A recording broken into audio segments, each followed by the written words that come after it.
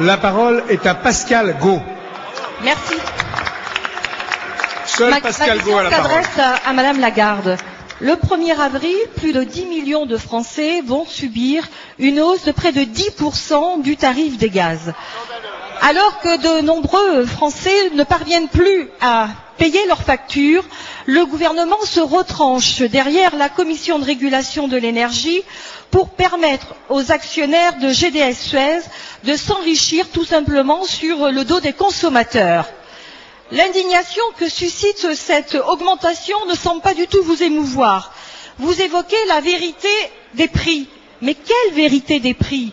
Depuis plusieurs mois, le prix du gaz baisse sur les marchés.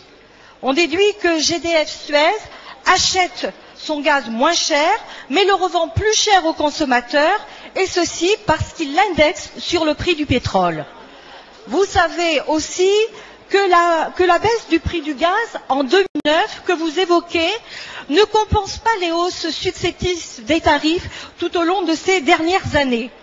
Dans une période où les difficultés économiques appellent un État fort, vous choisissez la dérégulation et le laisser-faire. Cela amputera un peu plus le pouvoir d'achat des ménages.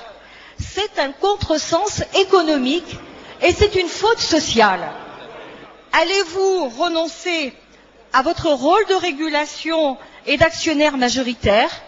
Allez-vous laisser les intérêts financiers privés s'enrichir sans cause réelle sur le dos des ménages? Monsieur le ministre d'État, ministre de l'écologie et de l'énergie.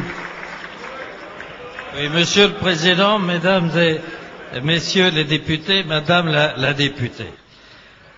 Vous n'ignorez pas, je pense, que la règle veut que les évolutions du prix du gaz soient encadrées par une législation, c'est-à-dire le coût de revient effectif pour l'opérateur, qu'il s'appelle GDF Suez ou qu'il s'appelle Gaz de Strasbourg ou Gaz de Bordeaux.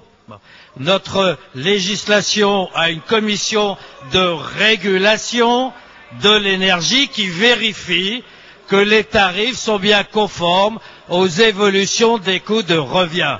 Et c'est dans ces conditions-là que l'année dernière, nous avons enregistré une baisse de 11% des tarifs du gaz et qu'il y a cette année, la commission de régulation ayant validé une appréciation d'un montant équivalent.